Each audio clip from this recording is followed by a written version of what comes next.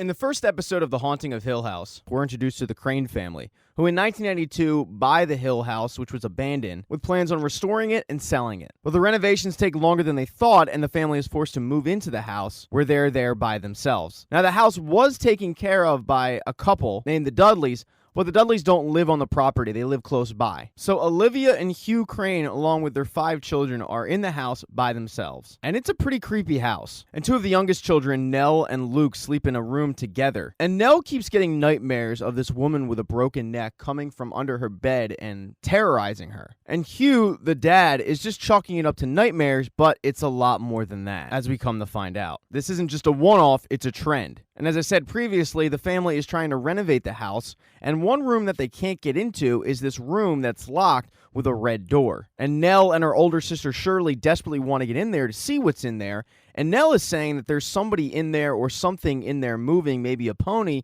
because she can see it under the crack in the door. But after Mr. Dudley gives them a master key and they still can't get in, they give up. But you, in fact, can see something moving in that room. On top of that, the other child in that room, Luke, is sitting in his tree house, and when his older brother Steven shows up and sees what he's drawing, he gets a little creeped out because the drawings are spooky. And Steven wants to know where he's getting these thoughts to draw this, and he's getting it from his bedroom. But even with all of this, the family still isn't buying that these children are seeing ghosts. Until eventually one night, Steven is awoken by his father, who says that they have to be as quiet as possible and they're going to run. As Steven and his dad hide in Steven's bedroom and you see something moving the doorknob, it's clear that whatever's out there is terrifying Hugh Crane. Finally, it seems like this thing has gone away, so Hugh picks up his son and says, "Close your eyes and do not look. Whatever you do, do not look."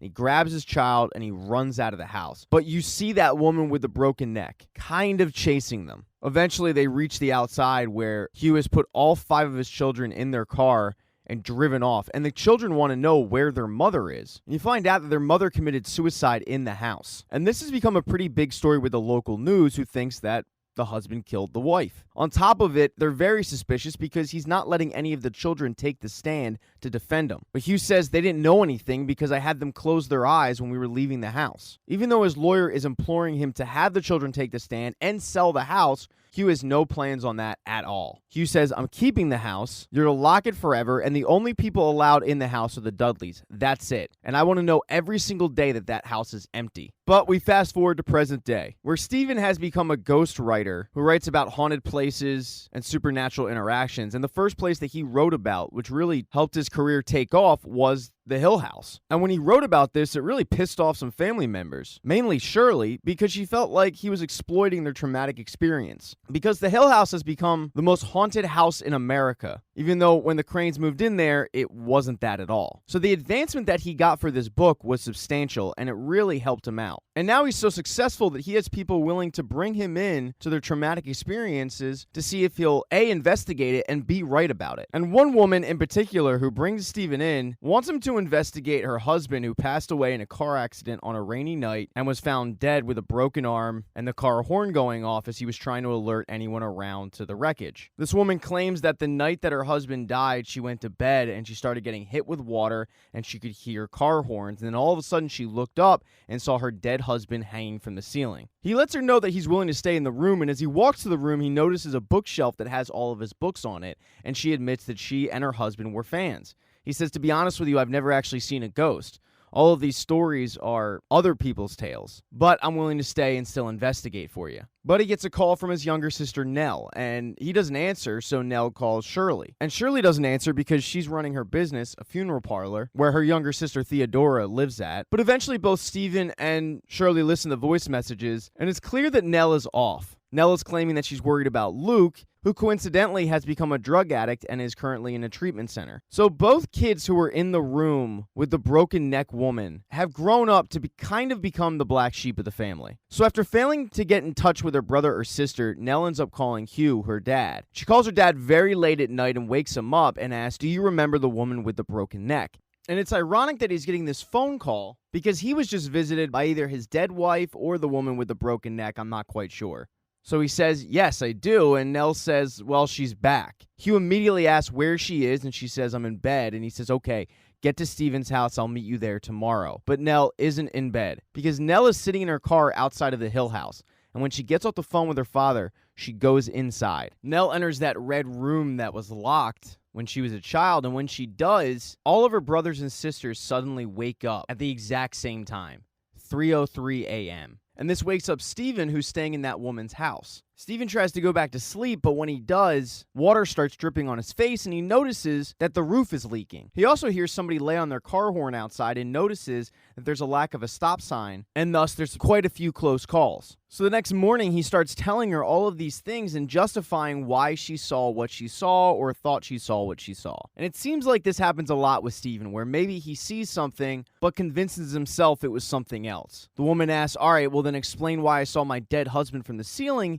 And he says, it's because you wanted to see your husband. Maybe not like that, but you didn't want to go the rest of your life never having seen him again. But before he leaves, Steven does say that he will write about this story. He will follow up with her. And it's partly because he needs something to write about and partly because they are big fans. As he's leaving the woman's house, Steven gets a call from his dad saying that Nell is headed his way. So Steven calls his ex-wife to let her know that Nell might end up showing up at her house. And you could tell there's a very contentious relationship between Steven and his ex-wife. Eventually, Steven arrives at his apartment, and when he enters the door, he catches Luke walking down the steps holding a camera and an iPad. And Luke looks in pretty rough shape. Steven isn't quite sure how Luke found his address, but Luke has broken in, stolen his stuff, and even though he says it's not what it looks like, it's exactly what it looks like, and it forces Steven to have to pay Luke off to give his stuff back and leave. Steven enters his apartment and sees Nell, and he immediately says, did you tell Luke where I lived? And Nell isn't saying anything. He asks her if she brought Luke there, and she's still not saying anything. And then Steven gets a phone call from his dad, and it's pretty muffled, but his dad says Nell is lying. Steven says, well, that's not a surprise. And Hugh says, she was never in Los Angeles. She was at the house, and now she's dead. And when Steven turns around, Nell is right in his face, as her face turns black and she starts screaming at him. So if Steven's still claiming that he's never seen a ghost before, he's clearly lying. In episode 2, we get a look at the second oldest Crane child, Shirley. And when Shirley's younger, she goes and talks to her mom, who's designing their, quote, dream house. And this is what the parents do, with Olivia Crane designing the houses and Hugh Crane building the houses. But the kids want to go play outside, and Olivia says, you guys know the rules. When I blink the porch light twice, that means for you guys to come home. So Shirley heads out. She's taking pictures of her brothers and sisters playing in the yard, and then she notices that there's a cemetery in a wooded area pretty close to the house. And to the left of that, she notices a shed. And when she enters the shed, she sees a bunch of newborn kittens with a mother nowhere to be found. She starts begging Hugh Crane to let her keep the kittens and take care of them because she's worried about the dogs she hears at night eating the kittens, even though Mr. Dudley says there are no dogs on the premises, although he doesn't stay there past nighttime. Reluctantly, Hugh agrees and lets her keep the cats. So Shirley starts taking care of the kittens and shows both Jake and Nell how they're supposed to feed the cats, and they help out and everybody goes to bed. But that night, Theodora bursts through Shirley's bedroom and demands to know why she's banging on the walls. Shirley says, I wasn't banging on the walls. She says, not only were you banging on the walls, but you were yelling my name. What do you want? And that's when they hear the dogs outside. And Shirley says, there they are. They're the dogs. Theodora says, you banged on my walls so for me to come in here and hear dogs? But then they both hear banging on the walls. And they get a little spooked. And they hear more banging. And it just seems like all the walls are closing in on them and banging at once. So they start screaming. And eventually Hugh shows up and wants to know why they're screaming. They say, how did you not hear the banging on the walls? And Hugh chalks it up to old pipes in the house, but it definitely was not old pipes. The next morning when Shirley wakes up, one of the kittens is dead, and this is the first time that she's really experienced death in her life. So Hugh starts digging up a grave for the kitten, and Olivia brings out the kitten in a box that she found in the house. And they tell Shirley that she should do a eulogy for the kitten, even though Shirley doesn't know what a eulogy is, and they proceed to explain to her that it's when you tell stories about the dead. So Shirley starts giving a nice eulogy about this kitten and how it didn't harm anything, but then all of a sudden she notices the mouth is moving ever so slightly, and she proclaims, the kitten's alive, the kitten's alive. But the kitten's not alive, because the mouth was moving thanks to a beetle that was inside of it, and it freaks Shirley out. To make matters worse for her, later that night when she goes to feed the rest of the kittens with Nell, she notices that all of them except one have passed away. At this point, the Cranes can't let this child take care of any more kittens, and it's not her fault, but they're just diseased cats. So as Olivia starts to console Shirley about the loss of the kittens, she's telling her the kittens needed their mother, and no matter how much you loved them and took care of them, you were never going to be their mother. Shirley just wants to know what happened to the last kitten. And Olivia says, well, we gave it to somebody else. But Shirley isn't believing that for a second. She wants to know that if she couldn't take care of a diseased cat, why would you give give it to somebody else to take care of. And when she really starts questioning her mom, all of a sudden a migraine hits Olivia like a ton of bricks. Later that night, as Olivia and Hugh get ready for bed, Olivia just doesn't like the way things transpired with Shirley and the kittens. She's mad that the first experience with death that Shirley ever had is a traumatic one, and she's going to associate with her parents lying to her. And she's pissed off at Hugh for even letting her keep these kittens in the first place. But we fast forward to present day, where Shirley is married, the mother of 2, and owns a funeral home. And on this particular day, she is talking to a family that we were actually introduced to in episode 1. And Shirley is in particular talking to a little boy whose grandmother passed away. And the little boy is concerned because he doesn't want to see his grandmother in an open casket. And their son has been claiming that he's been seeing his grandmother and she's been visiting him. The last time she visited him, she didn't look so good. And Shirley is assuring this child that what she does is put the grandmother back to the way that he remembers her so that he can say goodbye. But she also tells him that he must be seeing these things because ghosts aren't real. Which is interesting because as she's sitting in her office, which coincidentally has an exact model of that dream home that Olivia was drawing that day, she sees a man on a couch who waves at her and then disappears. She shakes that off and starts searching through her husband's things to find the financial records for the funeral home and notices that the husband has a separate checking account with just his name on it. And this is concerning to her because they've always had a joint checking account and she had no idea about this separate account. So she tells Theodora about this later that night after dinner, and Theodora says, well, just expect the worst, and it probably is. Let's just confront him about it. So this sits with Shirley all night, and eventually she does end up going to bed, but she's awoken by Stephen's phone call that it tells her that Nell has passed away. And at first she is completely in denial. She doesn't buy it whatsoever. And then she suddenly turns on Stephen and says, I told you she needed help and you didn't give it to her. So she's trying to comprehend that her sister just committed suicide, and she gets up to go tell her other sister Theodora, who's living in the guest house, and before she goes to knock on the door, the light switches on. And it's very late at night, so it's possible that maybe Stephen just got in contact with Theodora. The next day, as the family makes arrangements for Nell and her funeral, Shirley has decided that she will take on the task of hosting Nell's funeral at her funeral home, even though her husband doesn't think it's a good idea, and neither does Theodora. And Theodora's concern is that nobody will be able to get there on time, and this includes Luke, who Theodora thinks is in a treatment facility, but finds out, no, he flew the coop. So now Theodora's concerned that not only will Luke not be able to make it, but he has no idea that she's even dead. Shirley tells her that, well, Luke missed her wedding, which is the first time we're finding out Nell was married, so it would be fitting that he misses her funeral. And that's not entirely true, because Luke showed up for Nell's wedding, but before he could enter the room, Shirley stopped him, noticed that he was high, gave him $100 and said, here's money for the cab fare to get back to where you came from. Shoot up the rest of it, I don't care. And while that seems harsh, it was a breaking point for Shirley because Shirley was paying for Luke's rehab out of her own pocket. And he just kept leaving early, and it pissed off Shirley to the point where she said the bank is now closed, even though Nell did want Luke at her wedding. So saying that Luke missed her wedding isn't quite true. But no matter how much they try to convince Shirley she shouldn't do this, she's going to host the funeral. But before she can dive into Nell's funeral, she has to host the funeral for the grandmother earlier in the episode. And when the little boy shows up, he's very reluctant to go up and see his grandmother in the open casket. And Shirley really commiserates with him because when she was little, she had the same feeling about her own mother at her open casket. She didn't want to go up there and see her mother after she committed suicide, and it wasn't until the mortician grabbed her hand and brought her up there and Shirley was able to see her mother and see how beautiful her mother was, that she felt comfortable. And that's when she learned about the power that a mortician has to make those that lost loved ones remember them a certain way. So Shirley takes it upon herself to bring that child up to see his grandmother. But after that funeral, the body of Nell has arrived. And while it's very tough for Shirley to go through this, and even Stephen thinks she's putting way too much on her plate, she pushes through. And right as she's about to leave for the night, she sees a beetle crawl out of Nell's mouth. And it's the same beetle that crawled out of that kitten's mouth. But she chalks it up to a figment of her imagination. And then right as she's about to leave the room, she notices that there's another body on the table next to Nell, and it's the body of her mother. But it's not the way that she saw her mother in the funeral home. It's her mother all messed up from committing suicide. But when she turns on the light, her mother is gone. She finally settles down for the night, goes upstairs, but right before she goes to bed, the light on the model of the dream home flashes twice to indicate it's time to come home. In episode 3, we get a look into Theodora, and all we really knew about Theodora before this episode was she was a glove-wearing lesbian with an attitude who lived in Shirley's guest house. But when she was a kid living in Hill House on one of the first nights, something crawls into her bed, and she thinks it's Nell, but it's not. This mysterious being is holding her hand, and we don't know if this gave Theodora powers or not, but shortly thereafter, as her father is cleaning out some artifacts, he hands her a box and says this is trash, but when she feels it, she can tell that it's something valuable, and sure enough, it's an expensive bottle of wine. And shortly after that, as she's playing with Luke in one of the bedrooms, she touches a pillow, and somehow she knows that that is a sick bed. All the while, she's wondering how exactly she knows this stuff simply by touching it. And then there was also the time where Luke is playing in the kitchen next to a dumbwaiter, and when Mrs. Dudley walks in,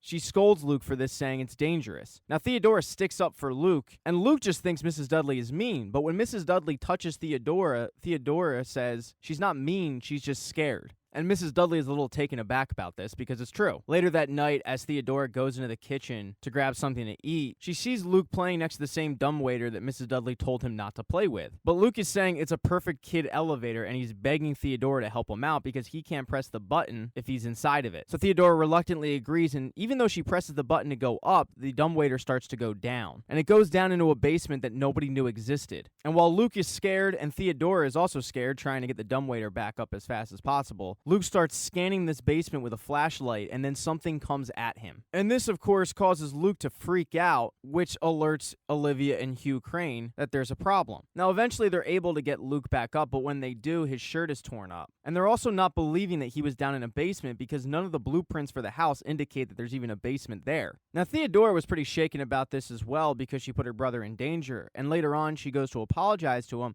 but she's also curious about the basement that he was in because he said there was a ladder that led upstairs to where Theodora was. So from his retelling, she's able to find a trap door that was hidden that leads to a bootlegger's basement. So Theodora, being a curious kid, heads down into the bootlegger's basement, and she finds the piece of Luke's shirt that was torn off. And when she touches it, she can tell that one, he wasn't lying, but two, just how scared he truly was. So she takes this newfound information to her mother to prove that Luke wasn't lying, and to their surprise, confronted with undeniable evidence, they have to agree. And their conclusion is that the bootleggers wanted to keep this such a secret that they didn't put that bootlegging basement in their blueprints. But they still really don't believe that Luke was attacked by anything. And as Mr. Dudley and Hugh examine the trap door and are just curious about how she even knew that it was there, Olivia calls Theodora into the living room and is also curious about this, about how she knew about the trap door and also the bottle of wine. She asks her, "You know about my migraines, right?" And Theodora says yes. And she says, "They started when I was about your age." And the whole time, Olivia is alluding to the fact that she also has a kind of sixth sense. But not only did she have it,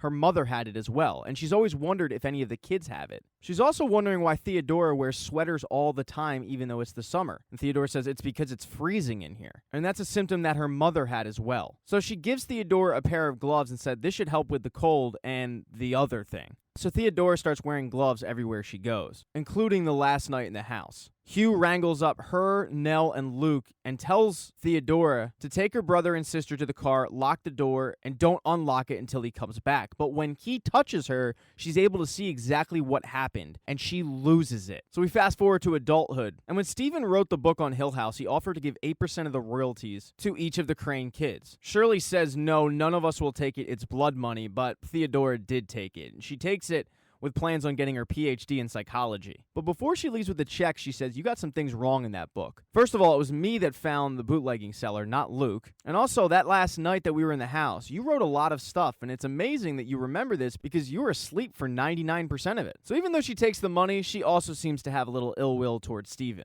And she kind of unknowingly came out to her family when at Nell's wedding she was caught hooking up with one of the bridesmaids. And now we move on to present day where she does in fact have her PhD in child psychology. And the day before Nell commits suicide, she's dealing with a case of a little girl who is from foster care saying that there's a monster in the basement of her new house. And this kid is pretty new to the family, and the family seems to be concerned about the child's allegations, but also her grades are slipping. And when Theodora touches her, she doesn't see anything. And this girl's case and her claims of the smiley man attacking her are sticking with Theodora all day. To the point where that night, when she's sleeping, she wakes up, and at the foot of her bed is this smiley man. She even makes mention that, Jesus, kid, you're really in my head. And that's why she turned the light on that night. It wasn't because she just found out that Nell passed away, it's because the smiley man woke her up. And moments later, when Shirley does in fact let her know that Nell committed suicide, Theodora is pissed. She says that if anybody knows what suicide does to a family, it's Nell, and she's livid that she went in that room and committed suicide. But the next day, this case with the little girl and the smiley man is still sticking with her. So she actually does something pretty out of the box and makes a house call. She heads to the house and asks if she can snoop around in the basement, and they oblige. And she starts touching things here and there, but getting nothing until she touches the couch. And when she lays on the couch, she's seeing exactly what happened to this little girl. And she also sees where the derivation for the smiley man came from. It's the wood grain in the ceiling of the basement looking like a smiling face. When she heads upstairs, she's not wearing her gloves, and she shakes the hand of the father in the house, and this handshake goes on for a little too long. And finally he says, "What are you looking at?" And she says, "Your smile." Theodora leaves the house, gets in her car, and calls DHS because what she's seen is that little girl has been sexually molested by that foster parent. And when he's confronted about it, he folds like a cheap suit. Now, if that wasn't traumatic enough, that night, she decides to go and visit Nell in the morgue and touch her to see what happened. And when she does, she loses it and starts crying. And she decides to cope with this by drinking and calling up a girl that she had a one-night stand with for a booty call. So as she's outside of Shirley's house drinking and waiting for this booty call to arrive, Shirley's husband walks outside to see what's going on. But Theodora's not really answering questions and just tells him that Shirley found your checkbook, the one with the account in your name. And he says, shit, well, please don't, you're not going to tell her, are you? And Theodora says, no, I'm not, because it's going to be as bad for me as it would be for you. So you better think of a mistress or an excuse or something, because she's going to come asking about it. She can't find out the truth. But that conversation ends because at this point, the one-night stand has arrived. Episode 4 gives you a backstory on Luke. And when Luke was a child, he was frustrated in the Hell House because nobody believes that he's seeing things, including his, quote, imaginary friend Abigail, which isn't an imaginary friend, she's a ghost. But Abigail isn't the only thing that Luke sees. Because on one of the first days in the Hill House, Olivia and Hugh are cleaning out the old relics, and they come across a bowler hat that Luke wants. And when he puts on the hat, Hugh Crane asks him if he likes the hat, to which Nell says he loves the hat. Hugh says, how do you know? And she says, it's a twin thing. Because the two have a special connection from being twins. But that night, as Luke is sleeping, he hears something outside of his bedroom, and when he peeks outside, he sees this huge man who is literally floating above the ground from room to room. So freaked out, Luke hides under his bed, and sure enough, the man enters his room and starts looking around, and he finds what he was looking for.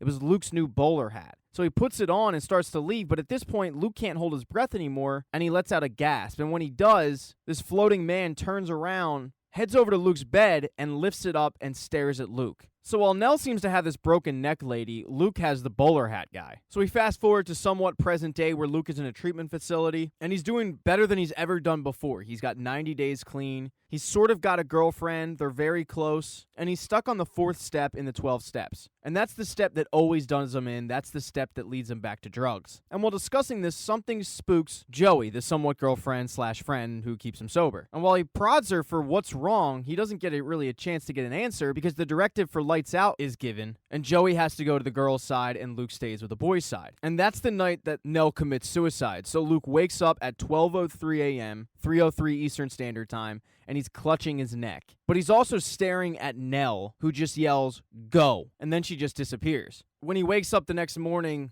you find out that Joey, his friend, has flown the coop. And the director of the treatment facility and some other members are kind of razzing Luke about this because they were so close. They're saying things like, this is why you don't get close to people in treatment. This is why you don't rely on addicts. And it's stressing Luke out to the point where he leaves the meeting and says, I gotta go get some fresh air. So Luke goes into his bedroom and he notices that there's a note under his pillow that says, don't come after me. And it's obviously from Joey, and he doesn't follow this order. He decides to jump out a window and go try to find her. Now, he's not planning on leaving treatment. He's just going after Joey. And he calls Nell that day and says, hey, I had one of those weird feelings that we've had before. I don't have a phone right now. Just call the treatment facility. I should be back by tonight. And that's the plan because he thinks he knows where Joey is. So he camps out on a park bench and just waits for her to arrive. And sure enough, that night, she does. But she's not the only thing to arrive because the man with the bowler hat is seen in the distance. So Luke tries to ignore that and approaches Joey, who is unfortunately relapsed after 9 months clean, and he's trying to get her back into the treatment facility.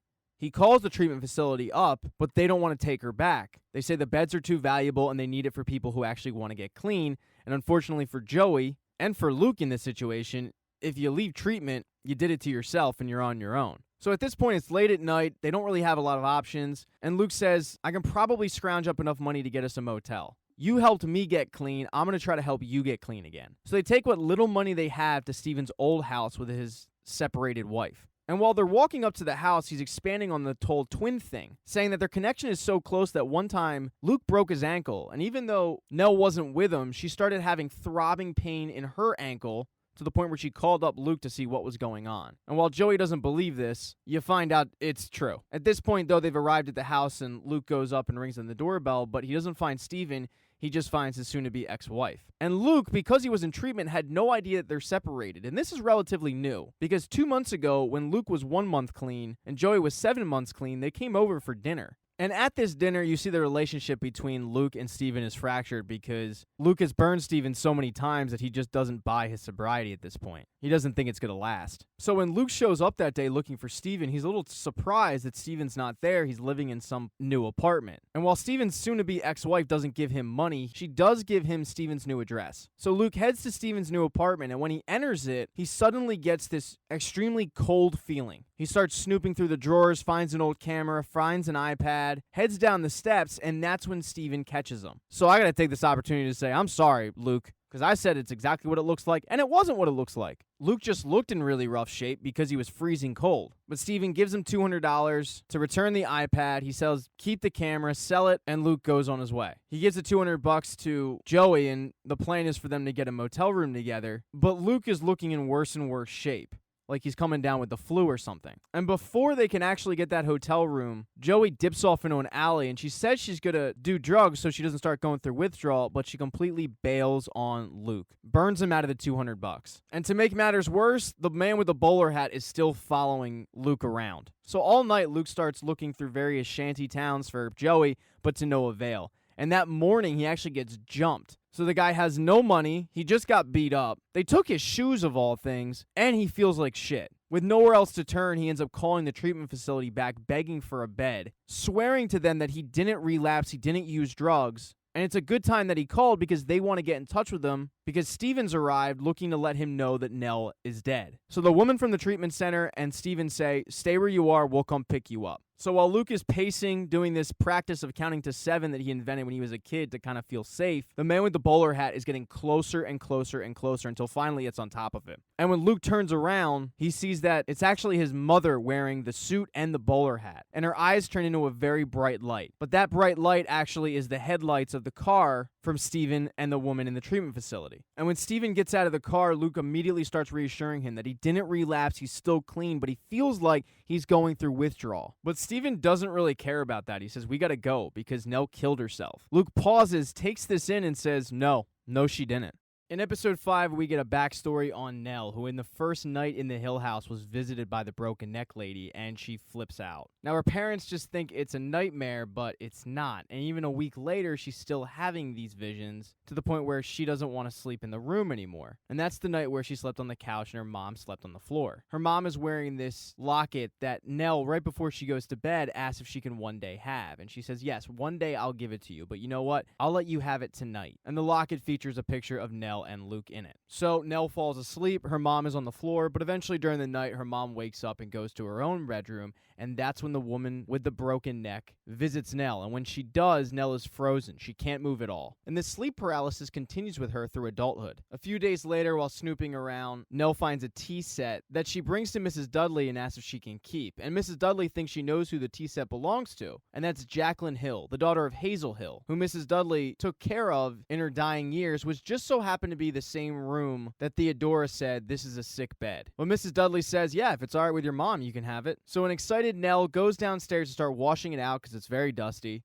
But Olivia enters the room and she's pissed off because somebody has written Nell on the wall. And of course she thinks that Nell wrote it. And Nell is categorically denying that she did this, but it's pretty damning evidence. And the only person that actually believes her is Theodora. So when Theodora walks in, she said she didn't do it. But this is stressing out Olivia, who's having one of the onset migraines. So she demands that Nell and Theodora clean it up, and she walks off. And Theodora can't understand what the big deal is because they're just going to tear down the wall anyway. And when she goes to pull off some more of the wallpaper, she's freaked out because it doesn't just say Nell. It says, come home, Nell. And when she tears off the wallpaper, she reveals the come home part. Theodora also touches the wall and knows for a fact that Nell didn't draw it. And finally, their last night in the Hill House, the kids are taken to a motel, and their dad drops them off and says, I'm going to go back and try to get mom. So after he leaves, the kids start discussing what exactly happened. And Luke is saying, we were having a tea party in the red room, which to their knowledge was locked. But Luke also claims that he was having a tea party with mom. And that's when Nell says, Luke, that wasn't mom. But eventually all the kids go to bed except Nell, who waits up for her dad. And her dad finally arrives in the wee hours of the morning,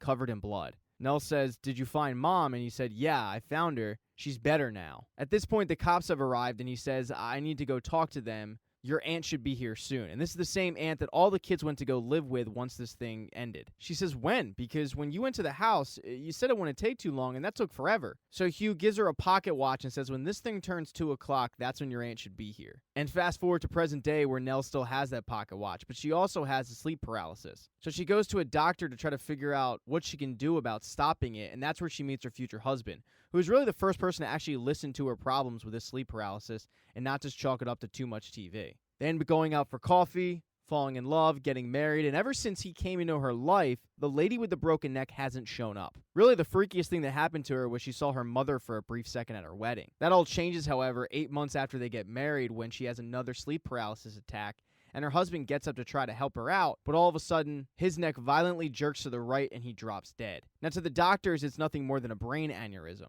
But to Nell, she's convinced it's the broken neck lady because that night she saw the broken neck lady. And this really does a number on Nell. She's having trouble sleeping, and she starts going to a new doctor who doesn't really believe any of her claims. In fact, Theodora thinks he's a quack. He prescribes her a bunch of new pills to take, but none of them are really working. And on top of all that, she's dealing with Luke, who wants her to take him to a treatment center, but before she drops him off, he wants her to go get him heroin because he doesn't want to go into the treatment center on withdrawal. And Nell is really torn about this, but she reluctantly does it and drops him off. Theodora arrives shortly after to kind of just be with her sister, who's still grieving the death of her husband. But when she learns that she bought Luke heroin, she gets pretty pissed off. She gets even more pissed off when Nell wants her to use her powers to see if her dead husband is still in the room. Theodora agrees to touch a pillow, but she gets nothing. Then Nell wants her to touch the spot where he died. And Theodora doesn't want to do it, so Nell grabs her hand and forces her to touch the spot. And that's when Theodora flips out on her and says, I'm not a parlor trick. I came here to spend time with my sister. Look, he's dead. It sucks, but we have to move on. And this really just goes back to nobody believing the twins when they make these allegations. So Nell is on edge, still going to see her new psychologist, but she's also thrown out her medication. She's not taking it. And because of this, she goes to confront Steven at a book reading he's doing. And in front of all of his customers, she demands to know why is it that he writes about this stuff that he doesn't even believe and that he ridiculed her about for years. Steven gets pissed off because she just embarrassed him in front of all of these customers. And he also notices that she's acting way different, like she's not taking her medication. The other person who's noticed this is her new psychologist, who also wants to know why she's so scared of a building. I mean, it's been abandoned for 26 years. Nobody's in it. What's there to be really scared of? So she starts thinking about this, starts thinking about Theodora's invitation to go move out east again, even though she doesn't want to do that because she wants to be there for Luke when he gets out of treatment. But since Luke is in treatment, she decides to book a flight for Massachusetts. And when she arrives, she decides to stay in the motel that the kids stayed in the night they left Hill House. And she's even brought the pocket watch with her. And that first night, as she's sleeping, all of a sudden she has another sleep paralysis attack. But this time, instead of the woman with the broken neck, she sees Luke above her in really rough shape. And that's what prompts her to call her brothers and sisters and say she thinks there's something wrong with Luke, even though he just got his 90-day chip. Later that day, she goes to the vending machine at the motel to get a bottle of water, and she's once again visited by the broken neck woman, who disappears as quickly as she arrived. She rushes back to her room, and she just kind of sits there frozen. Next thing you know, she snaps out of it, but it's 1 a.m., and she was planning on visiting the Hill House during the day, but the day kind of got away from her, so she figures, all right, let's just go now. So she drives to the Hill House, and that's when she calls her father about the woman with the broken neck. But as she's talking to him, the lights in the house go on, and the porch light starts blinking twice, which was their mother's indication to come home, and that's what really freaks her out. So Nell enters the Hill House, but it's just like she imagined it when she was a kid, to the point where her mom, her dad, her brothers and sisters are all there as kids, and they're addressing Nell, saying things like, where have you been? We've been waiting for you. It's almost bedtime. And then she's once again brought to her mother, who is writing on the wall, welcome for Welcome Home, Nell, in the same spot that Nell allegedly wrote on. And Nell says, I didn't do that. Her mom says, I know you didn't. I know you didn't the whole time. But go in my room and grab a dress. They're all waiting for you. And when Nell walks downstairs, it's her entire bridal party, and this time, the kids have all grown up. They're all apologizing to her for never believing her, but unlike her original wedding, Luke has arrived. And right behind Luke is her dead husband. She starts dancing with her dead husband, but in reality, she's just dancing with nobody in a dilapidated house. And everybody's watching them dance. Her mother, her father, her brothers, her sisters, the Dudleys, and even the Hills. Eventually, though, she kisses her husband and her husband disappears. Then she sees Abigail, Luke's imaginary/ghost friend, Luke, and their mother, who say, let's go have a tea party, and they're heading up to the Red Room. So Nell walks up the staircase, and she's looking at these ropes that Olivia had told Hugh to take down because, quote, you're begging for a child to be hanging from that thing. And as she's holding the rope and looking down at her husband, who's on the bottom floor, her mom comes and puts the locket around her neck. But all of a sudden, the locket turns to a noose, and now she's on the outside of the staircase. And then her mom says, it's time for you to wake up, sweetheart, kisses her on the forehead, and Nell falls, breaking her neck and dying. But when she does this, you also learn that it was actually Nell the whole time who was the broken neck lady. Episode 6 opens up with the preparations for Nell's funeral the night before. And Shirley pretty much has everything done, and her and Theodora are waiting for their dad, Luke, and Steven to show up. And Theodora is blitzed. She's been throwing them back all night. But shortly after, Steven and Luke show up, and Theodora can't believe that Luke is actually clean. But when Steven shows up, he says, yeah, I know he's in rough shape, but I really do think he's sober. Luke saunters into the room and sees the casket, and when he does, he's so overcome that he immediately needs to leave the room. Steven, seeing what happens, goes to immediately console Luke about this, but Theodora's only concern is, where's your wife? Eventually, Steven comes clean that the two are separated and says, is this really the best time to have this conversation? As he tries to convince Luke to walk up to the casket. So he says, I'll walk up with you, and when they do, it's actually Steven the one that breaks down. He books it out of the room to grab a drink because he can't take seeing Nell like that. And as Steven's pouring himself a drink, he turns around to the casket and he sees Nell's body, but it's her standing up with a broken neck. He immediately shakes this off and mutters to himself to get it together. He joins his brothers and sisters in the quasi-lobby, I guess you would call it. And Theodora wants to know exactly what happened, but Steven doesn't have any answers for her. All he really knows is the fact that she killed herself, and it wasn't like he was talking to his dad because while they all flew on the same plane together, him and Luke flew first class and their dad flew coach. And the fact that Steven made their dad fly coach cracks everybody up. But Hugh Crane has just arrived, and it's very obvious that none of the kids really want him there. They don't really like him. They haven't seen him in a long time. And every chance they get, they're taking pot shots at him. And it's kind of ironic that they're meeting like this because Nell had tried to get a family get-together going for quite some time to no avail. And as soon as he arrives, Hugh Crane is mumbling to, on the surface looks like himself, but in reality is Olivia Crane's ghost. Hugh goes and looks at the body of Nell and tells Shirley that she did a beautiful job, but excuses himself to go to the restroom. And this is when we get a flashback. One really scary night in the Hill House that featured a storm like they'd never seen before. And it starts out with a chandelier falling and waking everybody up. As even Hugh moved the chandelier out of the way, Shirley comes downstairs and says that her one window blew out. And Nell is really scared. She starts walking around the house and she thinks she sees a ghost in the one room and runs back. So to make her feel better, Olivia Crane starts consoling her and telling her that she sees things too in the house, but these things aren't here to hurt them. Steven goes off to find some flashlights, and as the family are putting batteries in them, Theodora is holding Nell's hand until Nell just disappears. Theodora's claiming that she can still feel her holding her hand, but they can't find Nell anywhere. So at this point, the kids are very freaked out. Hugh and Olivia Crane start walking around and try to find their daughter, and Olivia walks into Hazel Hill's room, where Nell isn't there, but Hazel Hill is sitting on the bed. Now, we don't know if Olivia Crane saw that or not, but the next room she opens, a very sick child in a wheelchair just wheels out of it, and that one she definitely saw. And that's when Olivia just starts wandering the house aimlessly. And she had mentioned earlier that when the storm started, she was out of bed because she thinks she was sleepwalking, she was having the weirdest dreams, and it seems like she's in that dream state now. So Hugh is also trying to find Nell at this point, but to no avail. And now he sees Olivia just wandering the halls, and he's trying to get her attention, but he's failing at it. Hugh is very worried that the rest of the windows are to start crashing in. And when he looks over at one point, he sees Olivia Crane looking at this huge window, and it breaks right in front of her. Hugh braces for impact, and then when he looks over, the window's fine, and Olivia's gone. And Hugh is very puzzled, but when he looks to his left, Olivia is sitting in the hallway, just mumbling mumbling to herself that she looked all over for her, but she couldn't find her. She also once again mentions that she's having the weirdest dreams. But this conversation comes to an abrupt end when they hear the children screaming from downstairs, and the children are claiming that a large dog with glowing red eyes ran through the room. And this, on top of everything else that have happened that night, is really freaking out the Cranes. And it's worth mentioning that this storm wasn't even predicted. It came out of nowhere. Eventually, though, Nell does end up showing up, and she's claiming that she was there the whole time and she was screaming for them, and she can't figure out why they couldn't see her. So that flashback resonates through this entire episode. But back to the viewing,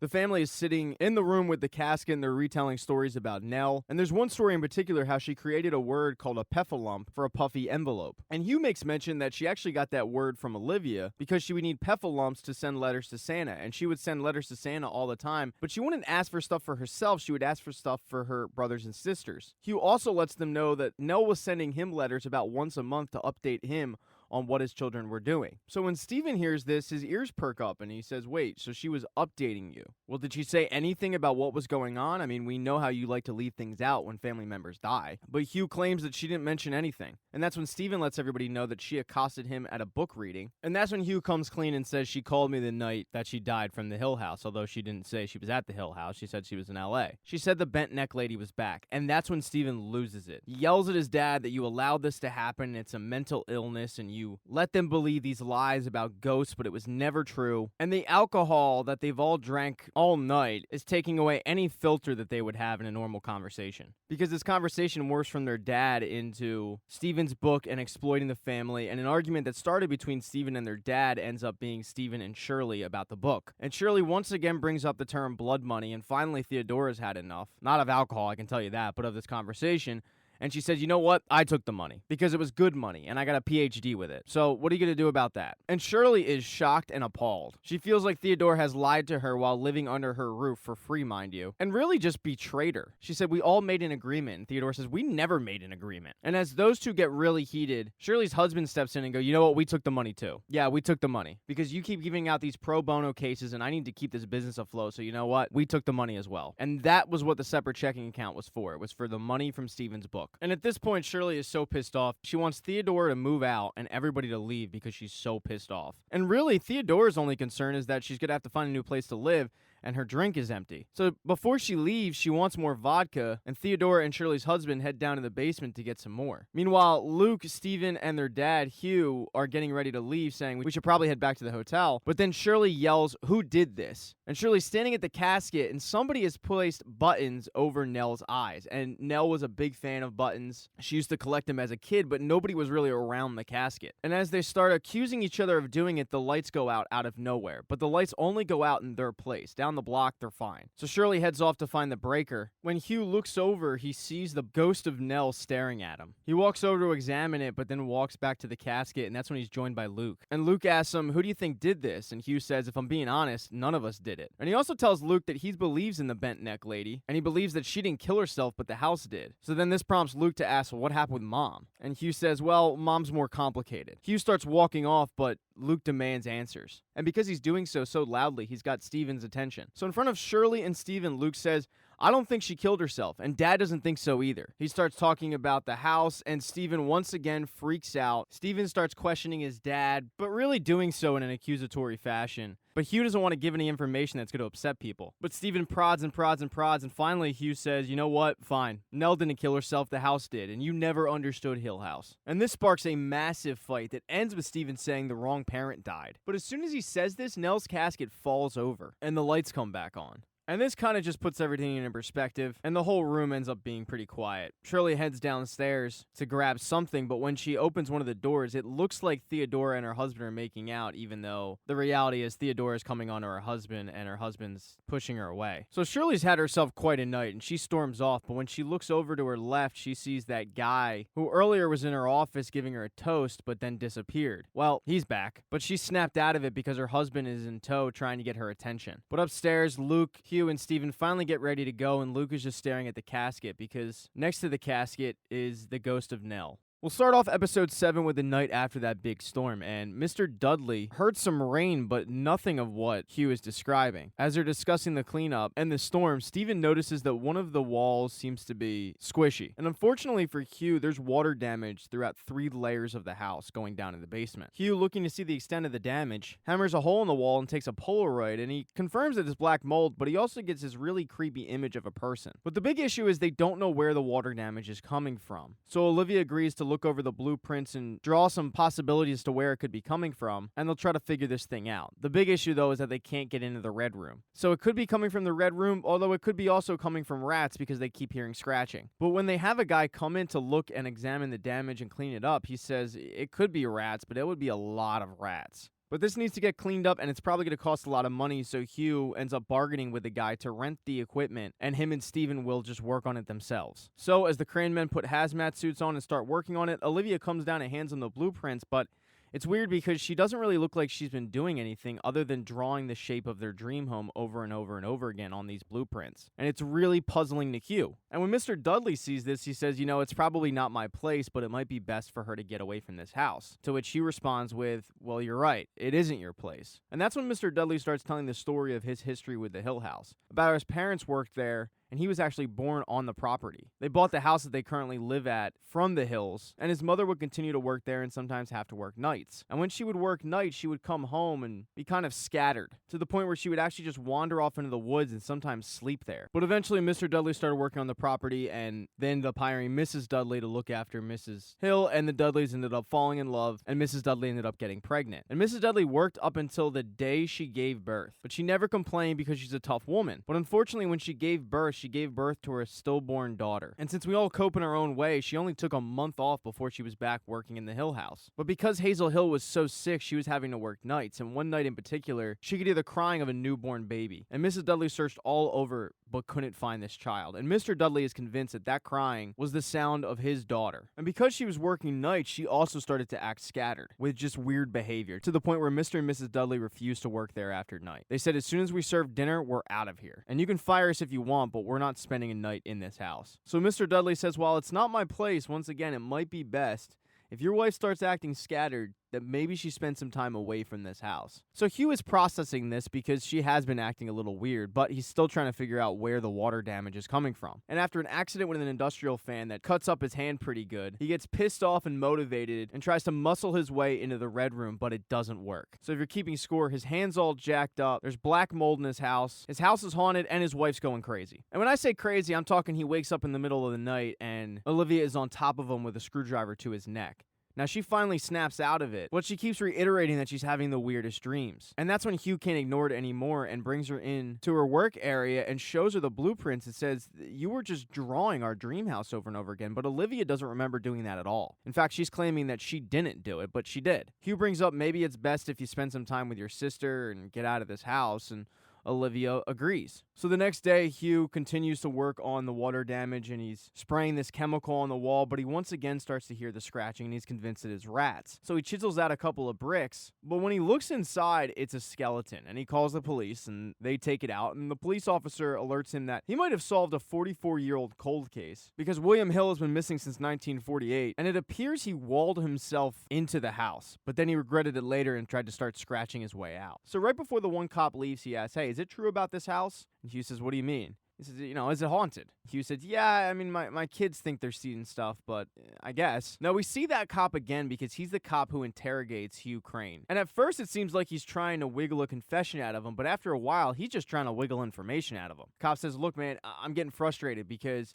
when I bring up it's a suicide, you get pissed off, but I obviously can't bring up the other scenario in the situation, so you gotta tell me what happened here. Like, for example, why did it take you 3 hours from when you discovered her body to call us? Hugh says, I was in shock. I was mourning. And the cop is simply trying to piece this all together because Hugh is claiming that Olivia went out of town, but clearly she didn't, but Hugh thought she did. And when Shirley saw their mom in the kitchen, she was freaked out, went upstairs, and woke up their dad. So the cop says, what happened after that? Because Shirley says you went to the red room. What did you see in there? And Hugh says, well, that room's been closed since we moved in, but in reality, when Hugh went up to the Red Room, it was open. But we fast forward to present day, which is funeral day for Nell Crane, and Hugh meets Shirley at her house, but Shirley's stressed out because the floor screwed her over. And Olivia's behind Hugh reminding him that she needs her space, so he decides to go visit Theodora, who is very hungover and very remorseful. She tells her dad that she fucked up even for Crane standards, and that she'll be shocked if Shirley ever talks to her again. Eventually, though, the two head up to the service, and Hugh is kind of looking for somebody to talk to, and he settles on Luke. And at first, Hugh tells him how proud he is of him for getting 90 days clean, but Olivia reminds him that he doesn't need to say anything, he can just sit there and be with him. So Hugh does that, eventually Theodora walks over, and as all three of them are talking, the girl from the one-night stand walks in. And at first, Theodora gets really pissed off because she feels like it's an invasion of her privacy. She didn't invite this girl just found out about this from the obituaries. But then she warms up to the idea and invites her in. And this spurns on a conversation between Hugh and Luke about how Hugh and Olivia actually knew that Theodora was a lesbian from the age of like 8. And in fact, it was Olivia who guessed it. But the conversation is put on hold because Aunt Janet has shown up. And Aunt Janet was obviously the woman that they grew up with. And they're very fond of Aunt Janet. But Aunt Janet isn't very fond of Hugh because she feels like he killed her sister. But at this point, it's time for the eulogies. And Luke actually shines in this, telling a great story about how even though he was 90 seconds older, it was always Nell who was the older sibling. It was so good that Hugh says, who knew Luke had it in him? But the group disperses to the cemetery, and Shirley's having an issue because she doesn't have a ride. Actually, she has a ride, but she refuses to take him because the one limo has her husband in it, who she's pissed off at, and the other limo has Theodora in it. So she settles on a ride with Hugh. And Hugh was trying to talk to her about what happened with Theodora and how forgiveness is there, and in the grand scheme of things, it can't be that bad, even though Hugh doesn't know exactly what Theodora did.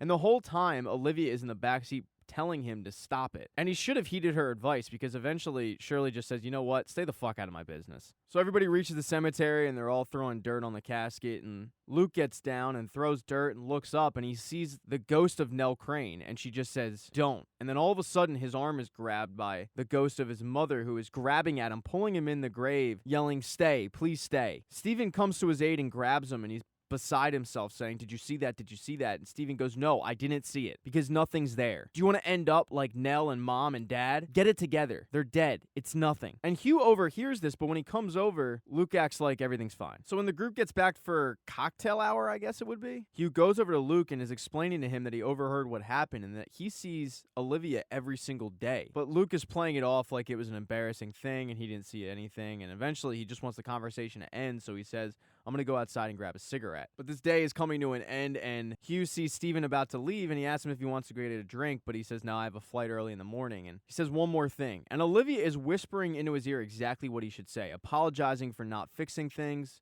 not being there. But all Hugh can muster is, have a safe flight. And right behind Hugh, Shirley is looking through her purse and she can't find her credit card. At the same time, Theodora runs in and accusing Shirley of having her car towed because she can't find her car. And after wondering what happened, eventually they ask, has anyone seen Luke? And Hugh says, yeah, I saw him about an hour ago and he was over here. He said he was going to take a cigarette break, but obviously this isn't a great look for a recovering addict. So as Shirley runs outside to try to track down her brother, Theodora notices that there's like kind of footprints on the carpet. And as her and Hugh track the footprints, they go into the office and notice that the model of the dream home is broken. And when Theodora gets down on her knees to look at it and examine the damage, all of a sudden she's attacked by the ghost of Olivia Crane. And she really freaks out. Shirley runs in, sees what happened to her model, and is asking, how did this happen? Who did this? But Theodora can't even talk, and Hugh Crane is just saying, it was like that when we got here. I can fix it. I can fix it. In episode 8, we get a look at what happened to the Hill House after the storm. The Cranes have hired a bunch of people to start cleaning up, but also working on the house. And Stephen goes downstairs to find his mother just talking to the twins' 2 empty beds, saying, of course you're safe. Stephen snaps her out of this dream state, but immediately she starts asking where the twins are. And Stephen lets her know that they're downstairs, but Stephen is worried about his mom, even though she's reassuring him that she's alright. So later that day, as Stephen's playing video games in his video game room, he finds an old vanity that he decides he wants to clean up for his mom to kind of cheer her up a little bit. So he goes to Mrs. Dudley and asks if she knows where paint is because his dad is too busy to help him out. And not only does she know where the paint is, she also knows who this vanity belongs to. It belonged to a woman named Poppy who was married to William Hill. And that's the guy who bricked himself up into the basement. And Poppy and William met in an insane asylum, and she was crazy all throughout her life. And Mrs. Dudley actually knew her, but it was much later in Poppy's life. So she tells all this to Stephen, but also says, if you want this to be a surprise, you should probably work on it someplace not in your room. So he takes it to the video game room and starts painting it, but when he gets down underneath it, it looks like that black mold from the basement has spread onto this vanity. Either way, he paints paints it up, makes it look really nice, and surprises his mom with it, and his mom loves it. But all of a sudden, she stares into the mirror and then just punches it out of nowhere. Now, she immediately apologizes for this, but it definitely freaks Steven out. But we fast forward to present day, where Shirley has just learned that her credit card is gone, and Theodora just learned that her car has been stolen. So Shirley is on the phone with the credit card company, and they're going to let her know if the card is used or not. And Steven decides that he'll head off to try to find Luke because he knows where addicts try to score in the area. And Hugh decides that it would be good if he went off with Steven, but before he does, Theodora stops him and says, "Are we really not going to tell them what we saw?" And the answer is no. Hugh has no plans on telling them that he just saw the ghost of his dead wife go after them. So Hugh gets in the car with Steven, even though Steven doesn't really want him to. And because it's a long car ride, Hugh's just trying to make conversation, and he asks Steven about his marriage, which Steven thinks is uncalled for. And Hugh tells a story that he and Olivia actually split up for 1 week when Steven was 1. Hugh says it was the stupidest mistake of his life, and he went back, and Olivia accepted him, and ever since then, they were on the same team. And even when they fought, they were still on the same team. They just fought with love. And it's so important to just fight with love if you're going to fight at all. And he tells Steven that he hopes he can go and rekindle this relationship and find what they found. So after that conversation, another conversation starts up, but it leads into a fight. And Steven reminds Hugh that he didn't have to come. And Hugh says, "I absolutely had to come because I can't bear losing another one of my children. You'll get that someday when you have kids." And Steven says, "I'm never having kids." And Hugh responds with, "That's a shame because having you kids was the best thing in my life." And Steven responds with a low blow of, "Don't you mean Aunt Janet's life? Because she raised us." And at the same time, they both say Hugh's famous line, "Everything I did was to protect you kids." And then Steven says, "Yeah, but what about keeping mom safe? I read the police report. She had a cracked skull, a twisted ankle. There was blood all over the place, and there were bruises on her arms because somebody grabbed her so hard. She was depressed out of her mind. She was unmedicated. She was untreated, and she was left behind. So you decided to throw us in a car, you left her there alone, and then she threw herself off that balcony and died." And Hugh admits that she shouldn't have been left alone in that house, but Steven doesn't want to hear how this is the house's fault. He just simply thinks that this was a mental illness and she was sick. This conversation ends with both of the Crane men admitting that they really just missed Olivia. So while those two drive around having awkward conversations, since it's Halloween, Shirley's husband has taken the kids out, and he really wants to talk to her, but she says, "No, you're heading to the hotel after this." She also doesn't want to see trick-or-treaters at all, so she tells them to turn off the porch light. So after they leave, she's sitting there cleaning up the model home, and she notices that there are these specks on the inside of it. And those specks are the same specks that were under the vanity and the same specks that we're led to believe is black mold in the basement. But she doesn't really have time to think about it because all of a sudden there's a knock at the door. And when she answers it, there's nobody there. And this happens again, where there's a knock at the door, she answers and no one's there. But as soon as the door closes, there's another knock on the door. As Shirley comes back inside though, once again she's greeted by that guy who's just raising a drink to her. But he quickly disappears. And shortly after that, somebody once again rings the doorbell, and this time she's had enough. So she goes outside yelling, "What the fuck do you want?" And she doesn't see that Theodora is standing right behind her. Now, Theodora didn't ring the doorbell. She just simply showed up to apologize. But Shirley doesn't want to hear any of it. And Theodora's trying to explain what happened that night. How she was extremely drunk and the lights went out and Kevin actually pushed her away, and this isn't his fault at all. But all Shirley can concentrate on is Theodora leaving her guest house. And Theodora shoots back, "You just love shoving your guest house in my face. You know why I stay in your guest house? I choose to stay there because you're such a cold person that I feel like if I'm there, maybe it'll warm you up a little bit." But Shirley is incapable of listening to any reason whatsoever. And all Theodora wants to do is let her know that this wasn't her husband's fault. And this fight actually turns physical at one point, but when Shirley goes to kick Theodora out of her house, there's another knock on the door. And the knocking continues, but now there's knocking on the windows as well, and both of them are freaked out. The knocking finally stops, and Shirley gets a phone call from her credit card company that the credit card has been pinged. So she calls her brother and her dad and lets them know that the credit card has been pinged at a gas station, but the issue is that that gas station is on the way to the Hill House, and everybody knows it. So Steven and Hugh head to the gas station, but Hugh tells the girls to stay put, although they don't listen. And the fear is that Luke is going to kill himself, because twins usually have a hard time when one of them dies. But when Hugh goes into the gas station, he finds out that Luke isn't trying to kill himself. He's trying to burn the house down, because Luke filled up 6 gas cans worth of gas. So at this point, Hugh gets behind the wheel and races towards the Hill House. So during this car ride, Steven's saying how the family has a disease, and he saw that crazy look in his mom's eyes, and he saw it in Luke's eyes when he would draw these weird things in his treehouse. And he saw that look in Nell's eyes as well. And Hugh says, "Wait, you're not going to have kids because you're scared they're going to come down with this quote-unquote sickness?" And Steven says, "Well, I know I'm not having kids because I had a vasectomy when I was 21. And even though his wife wanted to have kids, he could just never find a good time to tell her about this. And his wife's quest to have kids got so deep that they were meeting with fertility doctors. And finally, Steven had to come clean, and that's why they're separated. But Hugh is now racing towards the Hill House, and Steven tells him to slow down, but he says, "No, I can't, because Luke is now in more danger than he's ever been." And Steven says, "Did you not listen to anything I just said?" And Hugh says, "No, I did, but now you'll listen to me. Our family is like an unfinished meal to that house, and your brother is walking right back into it. And out of all of us, you in particular should never go in that house because of what you wrote in your book. And it's amazing because you think you know what you saw, but I know you saw a ghost." And Hugh brings up the vanity that he painted for his mom, and Steven says, "No, that was a manic attack by a depressed woman." And he says, No, before that. Think about what you wrote before that. You passed by a guy with a handlebar mustache and old clothes fixing a clock. I know what clock you're talking about, and I had that clock looked at, but I never once paid anybody to come in and fix that clock. That clock was so old that only a particular set of people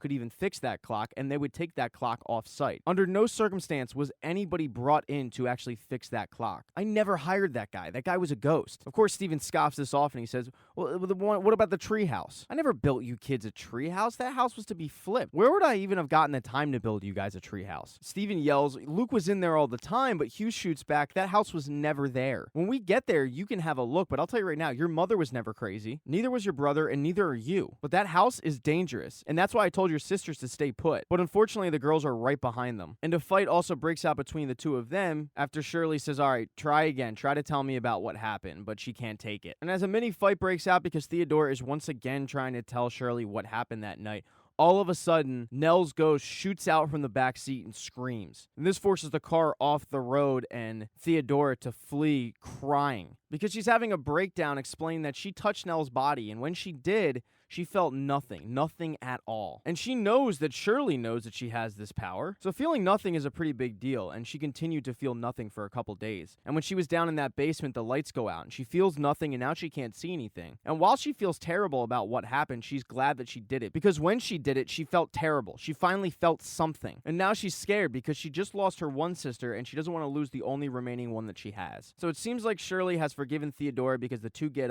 back in the car, and head off into the Hill House, where Luke has arrived, and he's spreading gasoline all over the place. And when he goes to light it, it seems to ignite at first, but then all of a sudden it just goes out. And Luke is very puzzled by this, but then he looks up, and at the top of the staircase, he sees his mother gesturing for him to come in. And as he's staring at his mother making this gesture, out of nowhere, the ghost of Poppy just grabs him. In episode 9, we get a look into what happened to Olivia, and it really all started the day before that bad storm where she's sleeping on the couch with the twins in her arms, and she's talking to Hugh, but all of a sudden she doesn't remember Hugh ever picking up Luke. And the day after the storm, she's in the room that she reads in, but she gets one of those really bad headaches. So she walks downstairs, past the guy who's fixing the clock, mind you, and she's going downstairs to grab some meds, which she gets. And when she heads back upstairs, she opens the door and she sees Nell's body on those metal tables that morticians use to clean up dead bodies. But not only is the body of Nell there all stitched up, but also the body of Luke, who is clearly overdosed on drugs. And she suddenly snaps out of this and she's back in her reading room. Later that night, she's telling Hugh about this and about how she just knew that that was Nell and Luke. And Hugh's conclusion is that she must have dozed off while reading and had a terrible nightmare. And she tells Hugh how the headaches now are constant, and not only are they constant, but the dreams are so vivid. And the dreams continue that night when she wakes up and thinks she sees something outside of her bedroom, and she tries to wake Hugh, but Hugh doesn't wake up. And when she gets up, she sees Poppy as a young flapper in the same room that Olivia likes to read in. And Olivia asks her if she's dreaming, and Poppy says, "Of course you are. You're dreaming, I'm dreaming, we're all dreaming." And Olivia mentions to her that the other night she had a dream where she lost her little girl, Nell, and it just felt so real that she couldn't find her. And Poppy tells Olivia that she had a dream too where she lost her little girl, and her little girl was choking underwater. And unfortunately in that dream, her little girl died. And she also dreamed that her little boy, his legs just stopped working one day. And all he could do was just bang on the walls all day and night, but that finally stopped when he died. But both of those instances were just a dream. And then she woke up and they were safe in their beds. And at this point, Olivia and Poppy are both in the twins' bedrooms and the twins are sleeping. And Poppy says, "Well, what would you do if they were having a bad dream?" I mean, a really, really bad dream. Olivia says, "I guess I'd have to wake them up." And Poppy tells her, "Well, I have a secret way to wake them up if they get in that type of dream." And she whispers something into Olivia's ear. And all of a sudden, Olivia snaps out of it and she's got a screwdriver to Hugh's neck while she's laying on top of him. The next night as she's tucking in the twins, Nell asks her, "What happens if I have a bad dream?" And Olivia says, "What do you mean, about the bent neck lady?" She says, "No, I mean a worse dream. I mean, what if I dream that you kill us, that you send us away into the dark and we get hurt, and my heart breaks in half and I can't feel anything happy for years until I can't stand it anymore and I have to die?" And then Luke says, "What if I'm so sad and scared of the dark out there that I put poison in me?" I poison myself for years and years until my blood turns into poison and I break down, and until I break down and die. Nell says, you send us out to the dark and the dark gets us, a piece at a time, for years and years and years, until I'm on a silver table with my jaw wired shut, and Luke is dead and cold with a needle in his arm. And it was you that killed us, because you sent us out there. And as you can imagine, at this point, Olivia's pretty freaked out and just can't really talk and mutters, I would never. Nell cuts her off and says, would you wake us up from that dream? And Olivia says, of course I would. Nell asks, are we safe with you, Mommy? And Olivia is saying, of course you're safe with me, of course. But she snaps out of it because she wasn't talking to the twins, tucking them into bed. In fact, it's the daytime, and the twins are downstairs playing, and she was snapped out of it by Steven, who has found her like this. So at this point, Olivia needs some alone time and goes into a room by herself, and Mrs. Dudley walks by with a can of paint and lets her know that Steven is planning a surprise for her, but you keep it hush-hush. And Olivia has a heart-to-heart with Mrs. Dudley because they're both mothers, although this is the first time we're finding out that Mrs. Dudley has a child. And Olivia's telling her that she's worried about getting them ready for the world, but every time she looks at the twins, she just sees terror. Mrs. Dudley's advice is to protect the children, even if they end up hating her for it. And then she asks her how long the family is planning on staying there, and Olivia says, hopefully by the end of August. Mrs. Dudley says, the sooner the better, and for your sake, maybe even sooner than that. Olivia says, why would you say that? And Mrs. Dudley says, it's just this house. It's a strange house. Mrs. Dudley explains that her and Mr. Dudley don't stay there after dark, and in fact, they don't even let their child on the property. And she wasn't even planning on working in the house until she found out that a family was moving in there, a family that had twins that were the same age as her daughter. Olivia says it's just a house, but Mrs. Dudley says maybe, but it's definitely different in the dark. Then again, you know this. Olivia mentions that she's planning on taking a trip to her sister's on Monday, and Mrs. Dudley says it's a pretty good idea. Later that day, Steven presents her with the vanity, and she absolutely loves it, but when she stares into the mirror of it, she sees the bodies of both Nell and Luke, and that's what causes her to punch the vanity. And this action causes Hugh to confront her about it, and she breaks down and says she needs help, and Hugh says maybe Monday's too late for you to go visit your sister, and she agrees. She is terrified at this point. So Olivia heads off to Janet's, but before she leaves, Luke asks her if his friend Abigail can have a sleepover, and since everybody thinks Abigail is an imaginary friend, she says, sure, why not? So at this point, it's just Hugh and the kids in the house, and Hugh continues to work on the mold problem in the basement, but when he peels off the wall that he previously sprayed, amazingly all the mold is back. And to make matters worse, the kids are driving him nuts, especially when Olivia calls. Now, she tells him that she's at Janet's, but in reality, she's at the same motel that he will bring his kids to later that night. So she heads back that night and goes downstairs to the basement and finds the rat poison and goes to the kitchen and starts mixing it with tea. But Shirley also heads downstairs because she's hungry and needs a midnight snack and sees her mother there and is pretty surprised. And since her mother's acting pretty weird, Shirley decides to go wake up her dad and let her know that her mom's back and she's acting bizarre. Meanwhile, Olivia has taken the tea and gone to the twins' room and finds the twins, but also finds a little girl sleeping in Luke's bed. And this is obviously Abigail. And not only is Abigail real, but she appears to be the Dudley's child. So she wakes the kids up and says, let's go have a tea party in the red room, to which Nell responds, I thought the red room was locked, but Olivia says, I'll give you a secret. We're the key. And sure enough, the red room is open and they enter. So as Hugh starts looking room for Olivia, he can't reach the red room in time to save Abigail, who drinks the tea and dies. But he is able to save Luke and Nell, and as he rushes into the room, he swats their teacups away. Olivia tries to stop him from doing this, but he ends up throwing her up against a wall, where she smashes her head. So at this point, Hugh is trying to get all the kids into the car to get them away from the house as quickly as possible, and all the while, Poppy is whispering into Olivia's ear that he's trying to take the kids away from her. And while she's saying this, all of a sudden you hear the ghost of Hazel Hill yell, she's a liar. And as Olivia is talking to Hazel Hill about how Poppy is a liar, that's when Hugh makes his escape with Steven. So the thing that was chasing him that night wasn't necessarily a ghost, but it was Olivia Crane on a bum leg. Since Hugh made the escape, now it's just Olivia in a house full of ghosts, and as she's stumbling around, she's trying to, quote, wake up. And when she goes back to the red room, she sees Annabelle's dead body, and when she gets close to mourn it, she looks up and sees the ghost of Annabelle walk away with what we presume to be a young Hazel Hill. So Olivia stands up and goes out to the same spiral staircase where Nell committed suicide, and is standing outside of it, and it looks like Poppy's about to push her, but Olivia just falls and cracks her head and dies. After Luke is touched by Poppy, he goes into this alternative universe where Joey has secured them a hotel room, and she's trying to get Luke to use drugs, but he doesn't want to. He's telling her that he has 90 days clean, but next thing you know, she says it's too late and there's a needle in his arm. And in reality, he's in the red room and he has a needle in his arm, but it's not filled with heroin, it's the rat poison from the basement. And it wasn't injected by Luke, it was injected by Poppy. He's foaming at the mouth, he's in bad shape, but lucky for him, his dad and Steven are right behind him, following him into the house. And after a quick encounter with the tall ghost with the bowler hat who used to stalk Luke, they make their way up to the red room, and Steven says this thing's been closed since we moved in. But he looks again and the door is open, and Steven heads in, but his dad yells, "No, don't," and the door slams shut, and now it's Steven and Luke both in the red room. And before he can turn around and see what happened to his dad, Poppy touches Steven, and he also goes into an alternative universe, where he's talking to his wife who's pregnant, and she mentions how both his brother and his dad have passed away. And Steven is doing something he never thought he would do. He's writing a sequel to The Haunting of Hill House. But as this alternative reality quickly becomes a nightmare, he's snapped out of it by Nell. And when he wakes up, he is joined by Shirley and Theodora, who are also knocked out. And they both were knocked out by Poppy. And they both have gone to alternative realities, where Theodora was with her one-night stand. And we learn from the one-night stand that the tall guy with the bowler hat has been following Luke around is Will Hill, who was crazy, met Poppy in an insane asylum, fell in love with her, married her, and then bricked himself up in a wall to get away from the twins. But once he realized that the twins could fit in there, he tried to scratch his way out and died. And she is brought out of this alternative reality when Nell touches her. Shirley's alternative reality is with the guy who keeps raising a glass to her, and we find out that he's not dead, he was just a one-night stand that Shirley had 6 years ago at a conference, and she's never told her husband about it, and she's regretted it ever since. But the guilt is just eating at her. And she's snapped out of the alternative reality by Nell, who touches her as she's staring at her own wake. So at this point, all the kids are awake, and they're trying to revive Luke, who is foaming at the mouth. And Luke in this situation is also in an alternative reality where he's in the red room, but he's joined by Nell as a child, Abigail as a child, and his mother. And the red room is now pristine white, except for the red door, of course. And Nell is trying to implore her brother to go away, but Olivia is trying to get him to stay. She's saying, "You want to be here," but Luke is saying, "No, I don't. I don't want to die. I don't want to be here." And he even asks his mother at one point if he's dead, but his mother just says, "No, honey, you're awake." And Luke, like the rest of them, is brought back when Nell, who's now an adult, touches him. And when he comes back too, Steven, Theodora, and Shirley, they're all relieved, but immediately Luke says, "She saved me," and he's pointing at the ghost of Nell. But it's Nell the way they remember it, not Nell all messed up. So all of the Crane kids are in one room, and they're trying to get out of the red room, and Shirley says, "It's weird, I feel like I've been here before." And Nell says, "You have.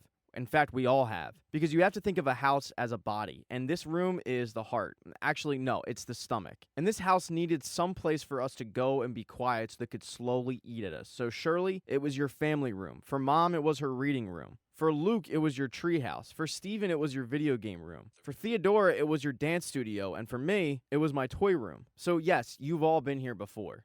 She crouches down near Luke and says, "You have to live." And Luke says, "I don't know if I can do it without you." And she says, "You won't be without me because I'm scattered into a bunch of pieces and I'm always going to be with you." Then she looks at her brothers and sisters and says, "There's so much I want to say to you." And Theodora cuts her off and says, "I'm sorry the last time we talked I was mean to you." And Nell says, "That wasn't the last time we talked." Shirley apologizes for not answering the phone, but Nell says, "Yeah, but you answered it so many other times." And Steven apologizes for never believing her, but she says, "Don't even worry about it because it wouldn't have changed a thing." And all of a sudden, Nell just disappears. But the kids are still trapped in the red room. And when Steven went in, their dad was kind of knocked out. And when he wakes up on the outside of the red room, he's woken up by Poppy, who is telling this very creepy story, but is told to stop it by the ghost of Olivia. And this isn't the ghost of Olivia that's been following Hugh around. This is the crazy ghost of Olivia, who is telling Hugh that the kids need to stay there and they can't leave. Hugh is telling her that they are dying in there, but she doesn't want to let them go out to the real world. So finally, Hugh says, "I'll make you a promise if you just simply open that door." And sure enough, the door swings open and Steven and his dad are carrying Luke out. But right before they go down the staircase, Steven stops and he sees something and then he just looks at his dad and continues walking. They take Luke to the car and Theodora and Shirley are going to drive him to the hospital. And Hugh says, "There's one more thing me and your brother have to do." Once the car drives away, Hugh says, "It's probably best that you didn't tell them what you saw." And Steven asks, "Dad, what did I just see?" But Hugh doesn't have time to answer because another car is pulling up. And this car is a younger Hugh who is reliving the night that Olivia killed herself. So Steven is finally able to see the truth and see what actually happened. And Hugh runs inside and finds his wife bloody and dead and starts mourning the loss. But all of a sudden he lashes out at the Dudleys who have also arrived. And he wants to know why they're there and did they see anything. And they're there because their daughter Abigail has gone missing and they think she's in the house. And the whole time while Hugh is holding the dead lifeless body of Olivia, he's yelling, "I can fix it, I can fix it," until finally Mr. Dudley comes down and just says, you can't. But the Dudleys are still searching for their daughter, and sure enough, they find her dead in the Red Room. And they're immediately overcome with grief. That is, until the ghost of Abigail shows up and the family is able to kind of get her back. Hugh makes the proclamation that he's just going to burn the house down, but the Dudleys say, no, you can't. Look, nobody even knew that we had this daughter, and we kept her sheltered from the world, so we'll take her back and bury her at our house. And we won't ever say anything about what happened here tonight to anybody, as long as you don't burn this house down, because as soon as you burn this house down, we lose our daughter forever. So Hugh agrees, and the Dudleys leave with their daughter. And at this point, it's just Stephen and Hugh standing there, and that's when Stephen sees the body of Hugh. Because since that Red Room door opened, Hugh has been dead.